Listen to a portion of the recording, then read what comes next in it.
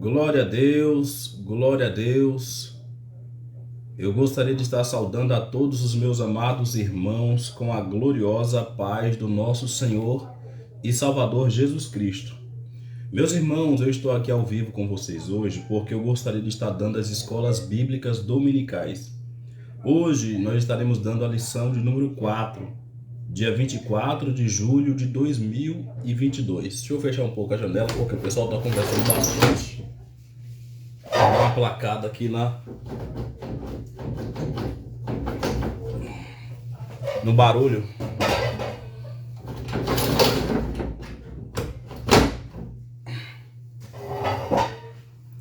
Melhorou um pouco. Meus irmãos, estamos aqui iniciando mais esta lição e o tema hoje fala sobre a sutileza da normalização do divórcio. Antes de eu começar, eu gostaria de estar fazendo uma oração para a gente iniciar e falar sobre a questão do divórcio. Vamos orar, vamos falar com Deus, porque quem fala com Deus tem negócio com Deus e quem tem negócio com Deus nunca sai perdendo. Deus Todo-Poderoso, na Tua presença, mais uma vez eu me encontro para dar aqui as lições de escolas bíblicas dominicais. Vá repreendendo, Senhor, todo mal, toda atmosfera satânica, demoníaca contra este ensinamento. Deus, eu peço a Tua proteção, peço, Senhor, a Tua direção. Peço também que o Senhor abençoe, Senhor Jesus, o homem e a mulher que estará nos assistindo, que este casamento seja restaurado, seja transformado, seja uma bênção nos moldes e padrões bíblicos, para a Tua honra e para a Tua glória, nos guarda e nos protege. Amém. Meus irmãos, o texto áureo está lá no livro de Mateus, capítulo 19, versículo 6, que diz: Assim não são mais dois, mas uma só carne. Portanto, o que Deus ajuntou, não separe o homem. A verdade prática, o padrão bíblico para o casamento é que ele seja heterossexual, entre um homem e uma mulher. Monogâmico, que não tenha mais conjunturas, que não tenha mais elementos. Monogâmico é um casamento só, entre um homem e uma mulher, que não seja trisal, que não tenha modos de escapatória. É um casamento fechadinho. Muitos casamentos hoje em dia falam sobre a questão de bigamia, um homem que tem duas esposas, ou vice-versa, ou poligamia, que tem vários tipos de relacionamentos abertos. Isso não é bíblico. É por isso que o relacionamento bíblico, o padrão bíblico, as diretrizes bíblicas é heterossexual, monogâmico e indissolúvel. Casou, não procure separar. A leitura diária é segunda-feira, Gênesis capítulo 1, 27 ao 28. A natureza do casamento é monogâmica e vitalícia. Terça, Mateus 19, do 4 ao 6. A indissolubilidade do casamento. Quarta, Malaquias 2,15. O aspecto moral do divórcio. Quinta, Malaquias 2,16. Deus odeia o divórcio. Sexta, Deuteronômio 24, do 1 ao 4. O divórcio como permissão no Antigo Testamento. Sábado, Mateus 5,32 e 1 Coríntios 7, do 10 ao 11, as cláusulas de exceção no divórcio segundo o Novo Testamento. Não é a cláusula, são as cláusulas. Hoje a gente vai falar sobre essa questão. Vamos para o texto áureo, vamos para a leitura bíblica em classe. Localiza o texto de Mateus, capítulo 19, versículo do 1 ao 9. E aconteceu que, concluindo Jesus estes discursos, saiu da Galileia e dirigiu-se aos confins da Judéia, além do Jordão. E seguiram-no muitas gentes e curou-as ali. Então chegaram ao pé dele os fariseus, tentando-o e dizendo-lhe: É lícito ao homem repudiar sua mulher por qualquer motivo? Ele, porém, respondendo, disse-lhes: Não tendes lido que no princípio o Criador os fez macho e fêmea? E disse-lhe: Portanto, deixará o homem pai e mãe, e unir-se-á à sua mulher, e serão dois numa só carne. Assim, não são mais dois, mas uma só carne. Portanto, o que Deus ajuntou, não separe o homem. Disseram-lhe eles: Então por que Moisés mandou-lhe dar a carta de divórcio e repudiá-la? Está na Bíblia, Velho Testamento. Disse-lhe ele: Moisés, por causa da dureza do vosso coração, vos permitiu repudiar a vossa mulher. Mas no princípio não foi assim. Eu, porém, vos digo, porém, que qualquer que repudiar sua mulher, não sendo por causa de prostituição, e casar com outra, comete adultério. E o que casar com a repudiada também comete adultério. Irmãos, honestamente falando, essa questão de divórcio é uma questão muito complexa, porque tem vários fatores, tem vários pontos de vistas, mas se formos olhar na palavra de Deus, o homem e a mulher, que no relacionamento ele ali coloca a sua vida à disposição da obediência a Deus e contrai um matrimônio, ele tem que entender que ali ele está fazendo uma aliança vitalícia. E esta aliança, ela é bíblica e além de bíblica, ela é uma ordenança, porque a Bíblia diz o seguinte, que deixará o homem pai e mãe e se tornarão uma só carne. Eu sempre uso esse termo. Quando nós andamos na palavra de Deus, vivemos o evangelho, imagina essas duas folhas aqui que você está vendo. Ó. Tem essa aqui e essa aqui. Passa cola nessas folhas. Cola. E agora você cola essas duas folhas e depois você tenta separar. Sabe o que vai acontecer? Vai ter resquícios por todas as partes. Os dois saíram machucados. Então é por isso que Deus fala que eles se tornarão uma só carne, não terá como mais separar. Ah, irmão Luciano, mas tem sim como separar. No dia do juízo, quando Deus perguntar, cadê o teu marido? Cadê a tua mulher? Muitas das vezes não é aquela pessoa que vai estar contigo. Por quê? Porque você se separou fora dos moldes bíblicos. Você se separou sem ter acontecido realmente uma condição para que a Bíblia pudesse te libertar daquele matrimônio. Quais as condições que a gente pode se separar? Abandono premeditado de lar. Se não me engano está lá em Coríntios, 1 Coríntios 7, 13. 1 Coríntios 7, deixa eu ver aqui, né? E se alguma mulher tem marido descrente e ele consente em habitar com ela, não deixe. Mas se o descrente se apartar, versículo 15, 1 Coríntios 7, 15.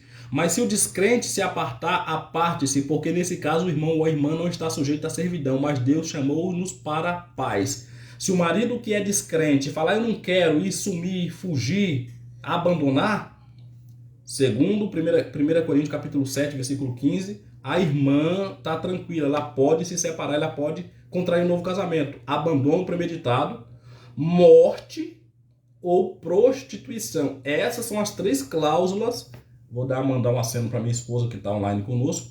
Essas são as 3 cláusulas que eu consigo ver e enxergar na Bíblia Sagrada. Mas eu vou passar um pouco adiante porque tem muita coisa para ser falada. Vamos aqui para a introdução. O divórcio é entendido como um ato por meio do qual o casamento é dissolvido. Nesse aspecto, o divórcio é a dissolução absoluta da aliança conjugal, tendo como resultado a anulação de seus efeitos civis. Dependendo da cultura, dos pressupostos religiosos praticados e da motivação que levou à ruptura do casamento, a prática do divórcio pode permitir os cônjuges contrair um novo casamento ou não. Então, tudo tem que passar por uma análise para ver se essa análise está coadunando com a palavra de Deus. Não é você casar hoje e separar amanhã. Hoje o divórcio está até banalizado. Hoje em dia as pessoas estão casando e separando com uma facilidade tão grande. As pessoas não estão dispostas ao invés de contrair um novo matrimônio, a arrumar aquele seu matrimônio. Porque se você está casado, segundo a Bíblia, não procure se separar, não procure largar. Foi o que eu disse acerca das 2 folhas de papel. Quando você cola 2 folhas de papel, quando você vai rasgar, vai separar elas, saem marcas, todo mundo sai sofrendo, todo mundo sai perdendo alguma coisa. A lição de hoje fará uma análise sobre o divórcio no contexto da cultura bíblica e contemporânea, devido à tendência contemporânea de vulgarizar o divórcio, tornando-o banal e normal. A presente lição tomará como padrão aquilo que as Escrituras Sagradas ensinam sobre este assunto. Também se orientará por aquilo que o nosso documento confessional, a Declaração de Fé, ensina e orienta sobre a questão do divórcio. Vamos começar aqui a adentrar sobre a nossa lição. O primeiro ponto, o primeiro tópico, eu falo assim, o divórcio no contexto bíblico. Vamos falar de Bíblia. Na Antiga Aliança ou no Antigo Testamento, o plano de Deus para a raça humana é que o casamento fosse monogâmico entre apenas um homem e apenas uma mulher. E vitalício, além de monogâmico, vitalício. Casou, vá até o final. É como muitos falam, né? Você agora pegou alguém que estava só carne, no final vá roer os ossos. Tem muitos que trocam e não pode. Gênesis capítulo 1, do 27 ao 28. Vamos ver o que é que diz Gênesis capítulo 1, do 27 ao 28. Estou com a Bíblia aqui, né? Gênesis capítulo 1, do 27 ao 28. E criou Deus o homem à sua imagem. A imagem de Deus o criou homem e mulher. Homem e mulher. E Deus os abençoou, e Deus lhe disse: frutificai e multiplicai-vos, e enchei a terra, e sujeitai-a, e dominai sobre os peixes do mar, sobre as aves do céu, sobre todo animal que se move sobre a terra. Vamos ler também o capítulo de número 2, o versículo 21 até o 23. Então o Senhor Deus fez cair um sono pesado sobre Adão, e este adormeceu, e tomou uma das costelas e cerrou a carne em seu lugar. E da costela que o Senhor Deus tomou do homem, formou uma mulher, e trouxe a Adão. E disse Adão: esta agora é ossos dos meus ossos e carne da minha carne.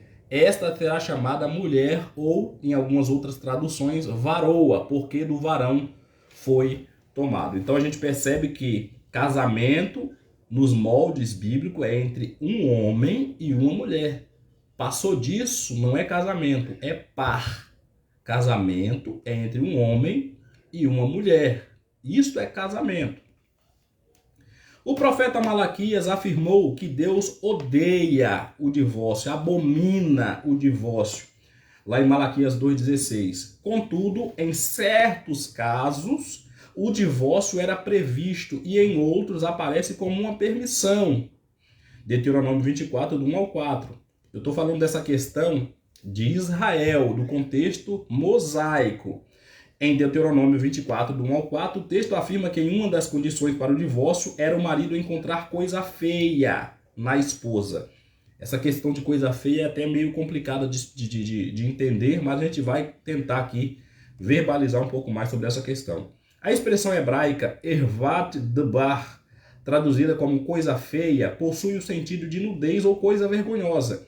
O texto não especifica o que significa essa expressão. Isso deu uma margem para uma série de debates pelas escolas rabínicas que a interpretavam de diferentes modos. No entanto, fica claro que não se tratava do adultério, que no tempo de Moisés era punido com morte, olho por olho, dente por dente. Fica claro também que após o divórcio, a mulher poderia se casar com outro homem e que nesse caso ela não estaria cometendo adultério. Em outras palavras, em tal circunstância, o seu segundo casamento era legítimo, mas seu primeiro marido, de quem ela havia se divorciado, não poderia se casar novamente com ela. Aqui nós entendemos algo interessante. A lei de Moisés, como o próprio Senhor falou, era uma lei lá para o Antigo Testamento e especificamente para o povo judeu. E esta lei, ela era até um pouco dura, né? Porque se o homem casasse com uma mulher, se a mulher queimasse a panela no fogo, o homem poderia se separar. Eu acredito que essa coisa feia aqui seria se o homem se desagradasse de qualquer coisa. Então era muito fácil os laços matrimoniais se dissolverem. Mas o próprio Senhor Jesus, no Novo Testamento, ele esclarece que a vontade de Deus sempre foi para que o casamento fosse vitalício. E rapidamente, o casamento fosse monogâmico. Então, desde o princípio, antes de eu falar sobre essa questão, a família, ela é a primeira instituição criada por Deus. A família, ela veio antes do Estado e a família, ela veio antes da igreja. É por isso que a família é tão importante. A família não é uma ideia humana, a família é uma ideia divina. Nós entendemos que ela veio do coração de Deus. E Deus, é interessante salientar para vocês, que ele não pediu conselho para fazer a mulher. Ele fez o homem cair no profundo sono. E assim que Adão cai no profundo sono, Deus tira da costela do homem e cria uma varoa. Não foi Adão que pediu a Deus, foi Deus que viu que não era bom o homem estar só. Então Deus fez-lhe uma adjuntora. É por isso, meus irmãos, que a família está sendo tão massacrada, tão bombardeada nesses últimos dias. Satanás, com seus tentáculos, tem tentado de todas as formas desestruturar os laços familiares. Mas que a misericórdia de Deus sempre esteja com a família. Vamos falar agora sobre a questão do divórcio no contexto do Novo Testamento. No texto de Mateus, capítulo 19, Jesus mostra que o plano original de Deus é que o casamento dure para toda a vida. Ele também rejeita todas as outras razões ou motivos dados pelos fariseus. Hoje em dia, a gente percebe que está muito fácil você se separar. Ah não, eu casei, eu não sabia que ele era assim, eu não sabia que ele era assado. Ah não, eu terminei por causa de incompatibilidade. Ah não, ele tem muito erro. Primeiro que você não casa para ser feliz. Eu não sei se você sabia disso. Você casa para fazer o outro feliz. Lá, vamos para 1 Coríntios, capítulo de número 7, versículo 3. Abra a tua Bíblia comigo, localiza o texto aí em 1 Coríntios. Deixa eu tentar pesquisar aqui. 1 Coríntios, capítulo de número 7, versículo de número 3. O marido pague à mulher a devida benevolência, e da mesma sorte a mulher ao marido. O marido pague à mulher a devida benevolência. Sabe o que significa isso? É que o marido deve alguma coisa para a mulher e a mulher deve alguma coisa para o marido. E o que eles devem um para o outro? Benevolência. Sabe o que significa benevolência? Abrir uma porta do carro, dar um elogio, tratar bem, trazer uma rosa, falar que ama. A mulher amar o marido, respeitar o marido, estar sempre ali à disposição e vice-versa. Ter ali um contato especial, ter uma harmonia, porque o casamento deve ser um oásis, um paraíso, um lugar onde a gente se sente bem. Ah não, mas eu não estou me sentindo bem. Então procure se sentir, faça por onde. Então a gente percebe que Deus, ele odeia o divórcio. Divórcio não é para crente. Divórcio não é para homem e mulher de Deus. Infelizmente, hoje em dia, o mesmo índice de divórcio que está no mundo está dentro da igreja. A mesma coisa que acontece no mundo está acontecendo dentro da igreja, mas não era para ser assim. Porque nós não andamos mais segundo o curso do mundo. Aqui está falando que o homem deve pagar a devida benevolência. Sabe por que tem muitos casamentos acabando e terminando? Porque o homem não está pagando a devida benevolência. Eu achei o erro. Eu achei o erro aqui porque os casamentos não têm chegado até o final. Eu acredito que pela Bíblia tem apenas 3 cláusulas para que o homem se separe ou para que a mulher se separe. Abandono premeditado de lar, porque está lá em 1 Coríntios capítulo 7, versículo 15. Mas se o descrente se apartar, aparte-se. Porque nesse caso o irmão ou a irmã não está sujeito à servidão, mas Deus chamou-nos para a paz. Se o teu marido te abandonar, sumir, você não está obrigada a esperar. Morte, segundo motivo é morte, porque é até que a morte os separe. E a gente compreende o seguinte, que ouvir no altar que na dor, na saúde, na doença, na pobreza, isso é fácil. Agora, a gente levar um casamento, porque casamento é muito difícil, a gente sabe que nós somos seres imperfeitos, vivemos no mundo imperfeitos, os amores são imperfeitos, então a gente precisa entender que talvez o teu marido venha de uma família diferente da tua, então tem os erros, tem tantas coisas, não é fácil, casamento não é mar de rosa, mas casamento é para a vida toda. Então, a terceira hipótese do casamento terminar é adultério. Se não é essas três cláusulas, trate de orar, trate de colocar teu casamento debaixo do joelho. Não abandone, não deixe, lute pelo teu matrimônio.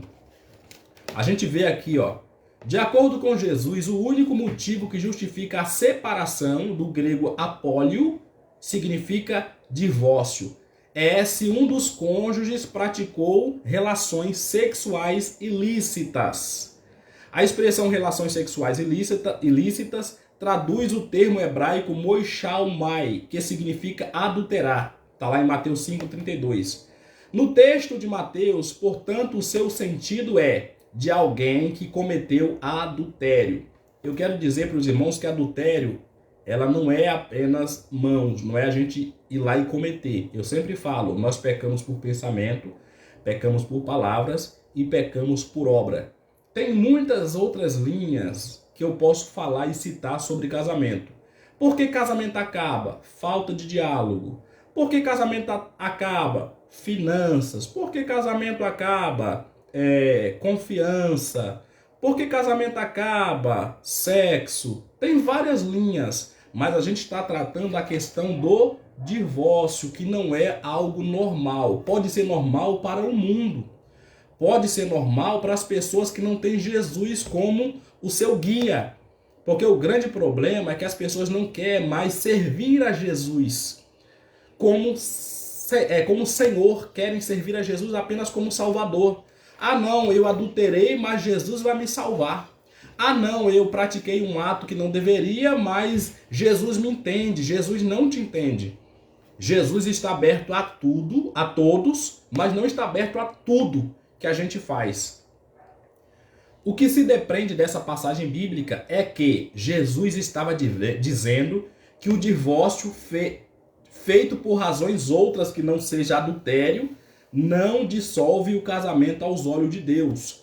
Dizendo isso de outra forma, alguém que sofreu uma traição conjugal tem direito a um novo casamento, a questão da prostituição. Contudo, se a motivação não foi a infidelidade conjugal e ele se casar com outra, comete adultério. Essa é a declaração de fé das Assembleias de Deus. Reconhece a legitimidade de um novo casamento quando o motivo do fim do primeiro casamento foi o adultério. No contexto das cartas de Paulo, o casamento também é para a vida toda. Contudo, o apóstolo trata de outras situações não contempladas nos evangelhos. Escrevendo aos Coríntios, Paulo se refere ao casamento entre cristão e a cristãos mistos, quando um é crente e o outro não.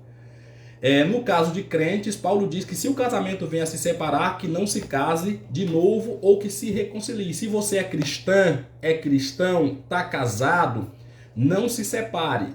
Se você se separar não sendo por prostituição, você está cometendo adultério. Você não pode casar com outra pessoa. Tem muitas pessoas dentro da igreja que está casado e perante Deus, ele não reconhece o casamento. Tem muitas pessoas que diante de Deus não vai conseguir permanecer. Por quê? Porque é como aconteceu com a mulher samaritana. Quando Jesus tem um encontro com a mulher samaritana, você se lembra desse assunto? Jesus pergunta para ela: mulher, onde está teu marido? Vai e chama ele. Mas eu não tenho marido. Disseste bem, porque você já teve 5 e o que você tem agora não é teu marido. Aonde está o teu marido? Aonde está a tua mulher? Por que vocês se separaram? Hoje em dia a gente vê até pastores, líderes que já se separaram, que já trocaram aquela moça que começou com ele, agora quando ele está velho, casou com outra mais nova. Isso não é bíblico, meu irmão e minha irmã, isso não é normal. No caso de crentes, Paulo diz que se o casal venha se separar, que não se case de novo ou se reconcilie. No caso de casamento misto, Paulo diz que se o cônjuge descrente abandonar, abandona o premeditado. A esposa também, ela não estaria mais sujeita à servidão, ela poderia casar novamente. A maioria dos intérpretes entende que essa expressão não está sujeita à servidão, do grego dedous lotai, significa que o cônjuge crente que foi abandonado, se você foi abandonado, você está livre para se casar novamente. Esse entendimento é seguido pela declaração de fé das Assembleias de Deus. Contudo, somente no caso de o crente, no caso de o abandono partir do cônjuge que não é cristão. Então, eu aqui expliquei sobre esta questão. Quais são, irmão Luciano, as 3 cláusulas que permitem separação para o crente? Abandono premeditado da parte do não crente. Se o teu marido ele não é crente e você é cristão e ele te abandona, some da tua vida, você também não está mais sujeito à servidão. Prostituição, se houver adultério, e morte. Essas são as 3 cláusulas. Você pode até me perguntar aí na live, mas e aí, irmão Luciano, e essa cláusula? Se não estiver na Bíblia, deleta. Se não estiver na Bíblia, não tem como a gente tentar aqui argumentar, falar sobre esse assunto. Vamos aqui para o segundo ponto. A sutileza da normalização do divórcio. Entramos aqui na questão do tema da lição. A legislação brasileira já foi muito mais rígida. O homem muda, as leis humanas mudam, concernente a respeito do divórcio. Contudo, nas últimas décadas, as razões que justificam o divórcio podem ser várias. A partir da Constituição de 88, passou-se a permitir divorciar-se e recasar quantas vezes for preciso. No aspecto legal da legislação brasileira, é muito fácil alguém se divorciar e se casar novamente. Deixa eu beber um pouco aqui de suco, né?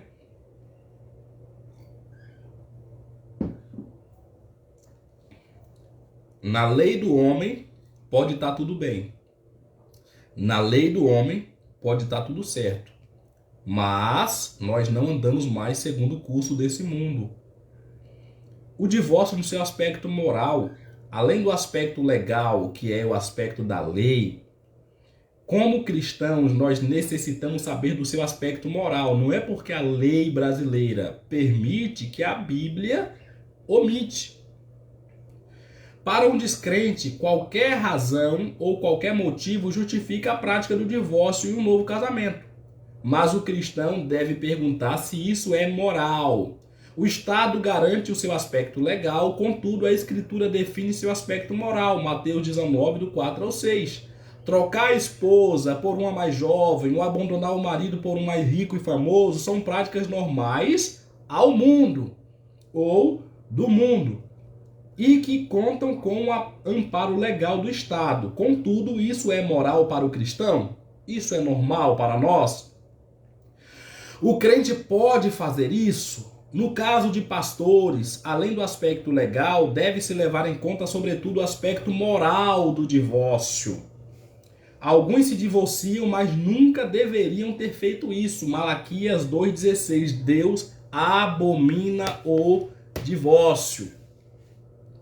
Há um alto preço para se pagar àqueles que se arriscam a desobedecer a palavra de Deus. Forçosamente terminam se machucados. Naquele grande dia, quantas pessoas vão ficar de fora do reino de Deus porque banalizaram a questão do divórcio? Ah, eu não gosto mais dele. Ah, eu não amo mais ele. Ah, não estava mais dando certo. Então trate de procurar um meio para dar certo. Para muitos, recomeçar um novo relacionamento é muito mais fácil do que restaurar aquele que está em ruínas. Mas a questão de facilidade nada tem a ver com a nossa responsabilidade. Nossa responsabilidade é manter um relacionamento até o final. Lutar pelo nosso relacionamento. Hoje em dia tem muitas empresas que até romantizam o divórcio. As novelas que a gente assiste romantizam o divórcio. Só que a Bíblia não romantiza isso. E se a palavra de Deus condena, nós temos que seguir o que a Bíblia manda. Vamos lá para o terceiro tópico. O divórcio e a prática pastoral. a pessoa do divorciado. O divorciado ou uma divorciada é uma pessoa e, como tal, ela deve ser vista. Quem passou por um processo de divórcio sabe o quão traumático isto é. Sentimento de rejeição, medo, abandono, muitas vezes continuam presentes na vida de quem passou por uma separação. Isso fica mais complexo quando há filhos gerados no relacionamento. A alienação parental é uma tentação, mas nunca a forma mais adequada a ser buscada. Divorciados devem obter aconselhamento pastoral e, concomitamente, acompanhamento psicológico não deve ser negligenciado. Quando você se divorcia, não é apenas você que sofre. Nosso amigo, pastor Anderson Amaral, está assistindo. Um abraço para você, meu querido. A questão do divórcio, ela é muito complexa, porque quando há um divórcio, há uma ruptura. Quando há um divórcio, há um sofrimento, tanto das partes envolvidas, como também da parte dos filhos. Eu trabalho, e no meu trabalho tem uma mulher que ela tem 3 filhos com o antigo marido. E eu vejo sempre ela deixando os filhos com o marido quando ele vai na porta lá buscar. E esse tempo atrás ela falou para mim, nossa, é muito difícil essa situação. E eu falei, realmente, porque a questão do casamento, ela é para a vida toda. Não é porque a mulher queimou a panela no fogo que tu tem que separar. Não é porque tem uma mulher mais nova que tu tem que separar. Porque a gente entende que palavra de crente é sim, sim, não, não. É na saúde, é na doença, é na riqueza, é na pobreza, é na dificuldade. Falar é fácil. Diante do altar é maravilhoso. Agora a questão é que muitas das vezes as pessoas pensam que casamento é mar de rosa. Casamento não é mar de rosa. Aqui em 1 Coríntios capítulo 7, versículo 3, fala que o marido tem que pagar devida benevolência. Ele tem que manter a chama acesa. Ele tem que sempre elogiar, tem que, se possível, trazer alguma coisa nova para o casamento. Sempre ajudar, sempre tentar... até mesmo abrir uma porta de um carro, ser romântico, isso é pagar devida benevolência. Agora, se eu caso e eu sou sempre rude, eu nunca elogio, eu sempre trato mal, como que eu vou pagar devida benevolência? A questão é essa, o casamento muitas das vezes acaba porque o homem não está pagando a devida benevolência e da mesma sorte o marido e a mulher também não está sendo comprometida com seu cônjuge. Vamos aqui. O divorciado como cristão. Outra coisa acerca de quem passou por um processo de divórcio diz respeito à sua condição de membro da igreja. Talvez essa seja um dos principais desafios pastorais da atualidade. Os pastores são desafiados dia após dia a tratar com essa questão. Os casos de divórcio se multiplicam e as razões que os motivarem nem sempre são bíblicas. Cada situação deve ser analisada com cuidado, de forma que o divorciado não deixe de ser visto como alguém amado por Deus.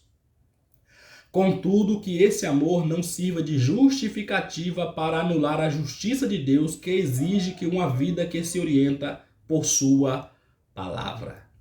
Meus irmãos, hoje dentro das igrejas, o grande problema é que o mesmo número, o mesmo índice que está fora de divórcio está dentro da igreja também. E isso deve ser tratado de uma forma muito séria. O homem que é cristão e é divorciado, ele deve sentar com o pastor, conversar sobre a questão espiritual, a questão do divórcio dele, como que aconteceu, porque é preciso acertar o passo. É preciso a gente ter amor para falar, mas é preciso a gente falar com verdade. Porque a gente não pode ser mentirosos. Quando a gente for aconselhar alguém, a gente tem que falar, tem 3 cláusulas que eu acredito que o casamento pode ser dissolvido. Fora isso, não tem como. A gente tem que manter até o final. Tem que ir até o final. O apóstolo Paulo fala, casou, procure não se separar. Está solteiro, não procure mulher. Por que o apóstolo Paulo fala que está solteiro, não procure casar? Porque ele sabe da dificuldade que é manter um casamento. Adultério não é apenas a gente ir lá e adulterar. Começa na mente. Pecamos por pensamento, por palavras e por obras. Então a gente primeiro precisa limpar a nossa mente aqui. E a gente precisa honrar com nossos votos. Porque palavra de crente é sim, sim e não, não. Eu vi no podcast uma coisa interessante. Imagina essa garrafa de água aqui que eu tenho na mão. O homem chegou lá e falou pro outro: levanta essa garrafa e tenta soltar. O rapaz foi e soltou. Aí ele falou: não, mas eu não mandei você soltar, eu mandei você tentar soltar. É para tentar soltar. O homem soltou. Ele falou: sabe a verdade? É que não existe a questão de tentar. É por isso que a Bíblia fala: a tua palavra deve ser sim, sim e não, não. Ah, não, mas não deu certo. Então você não fez por onde? Porque não existe a questão de tentar. Ou você faz, ou você não faz. Essa que é a verdade. Ah, casou, separou. Mas por que você separou? Porque você não pagou a devida benevolência. Você não fez o que lhe cabia. E uma coisa que eu vou falar para vocês é o seguinte: que quem casa, não casa para ser feliz. A irmã Natalina Pereira está falando, é verdade. Deus abençoe, irmã Natalina. Você casa para fazer o outro feliz. O grande problema dos casamentos que estão acabando é isso.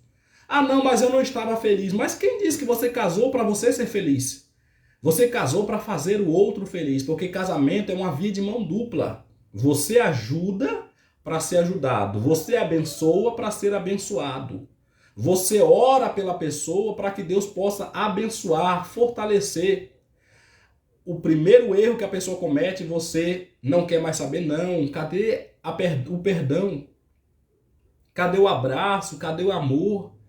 A Bíblia fala o seguinte, que dessas três coisas, fé, esperança e amor, o melhor é o amor.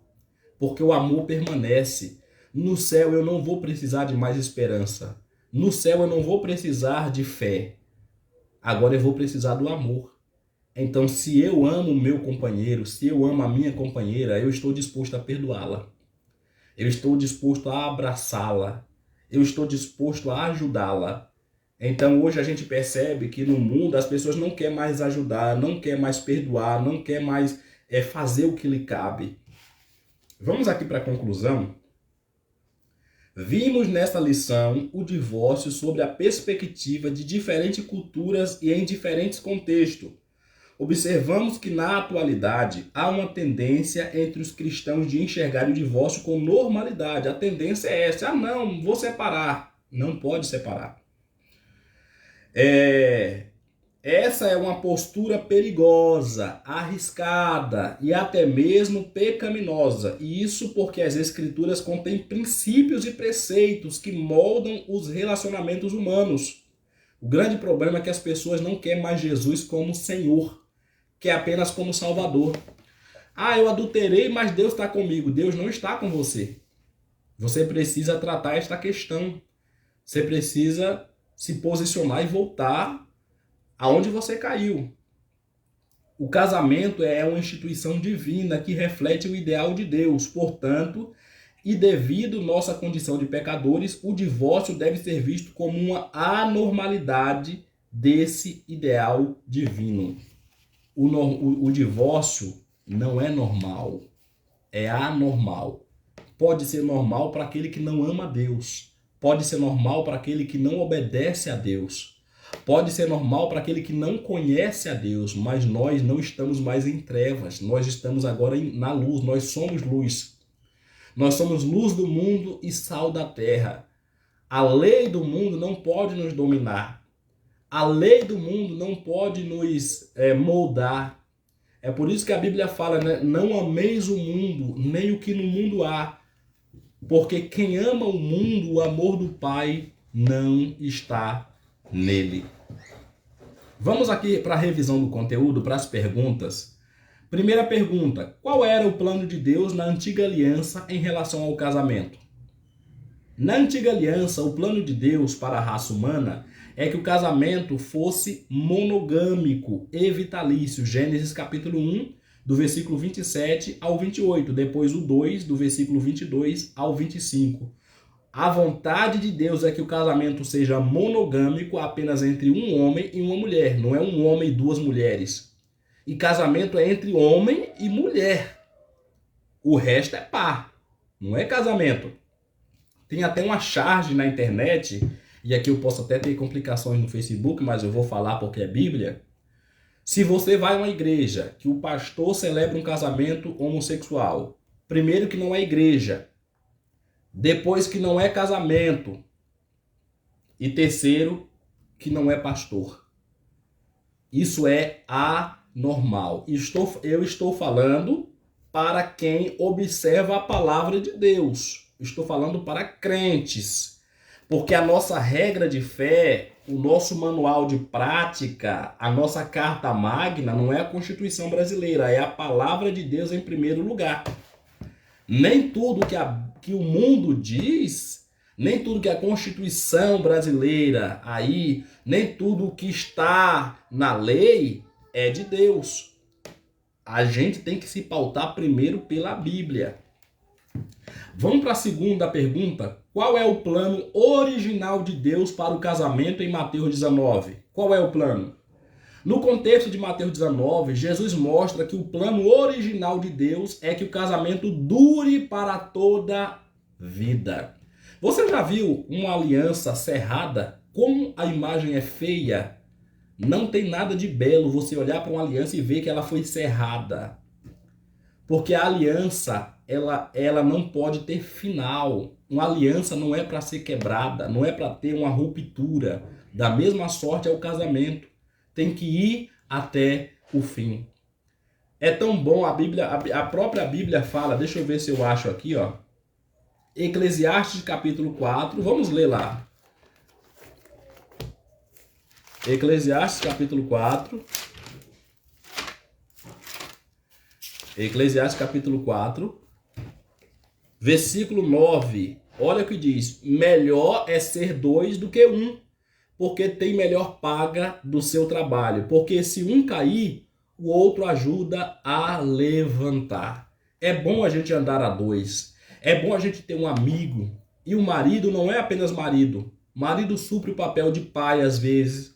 Marido supre o papel de irmão. É por isso que a Bíblia fala, quando você casa é um só. A sua família está ali. Então é bom a gente ter com quem conversar, quem abraçar.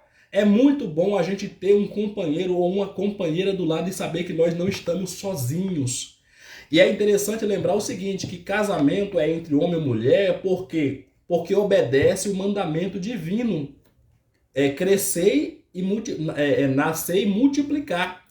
Case e se multiplique, entendeu? Então, primeiro a gente tem que se casar para ser feliz, para dar a felicidade, para ter ali a questão da gente se sentir amado, mas também para multiplicação. Por que Satanás tem tanto ódio da família? Porque a família é a alegria, a família é uma ideia de Deus.